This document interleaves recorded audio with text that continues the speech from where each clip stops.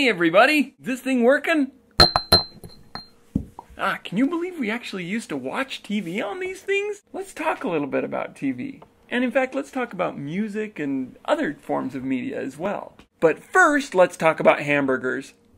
Just imagine for a second, you go to your favorite restaurant, which obviously is McDonald's, okay? You're eating a Big Mac, a big whopping Big Mac with bacon and lettuce and tomatoes and all this good stuff. You chomp into it and you get this, and you say, "Ah, what is that crunch?" And you open up your hamburger and you find a toenail in your hamburger. And so you go to the waiter and you say, "What is this?"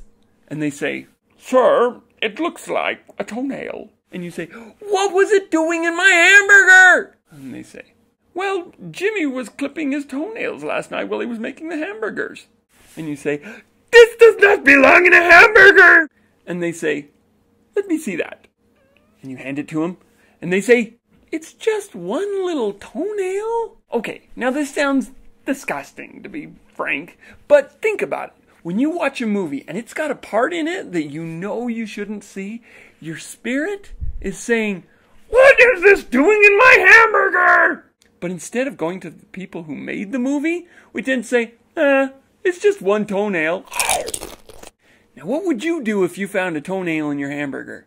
I think I'd throw the whole hamburger away. So why don't we do that with our media? Think about it. Music, videos, books, TV shows, podcast episodes. What if we find a toenail in there? What are we going to do? I'm hoping that you'll chuck the whole hamburger. Because when it comes to media, spiritually, things like immorality, profanity, excessive violence, all those things have an effect on our spirits. Whether we like to admit it or not, they do have an effect on us. Even more than the toenail has an effect on our bodies. So the next time that you find yourself with a toenail in your hamburger or a bad part in your movie, throw it out!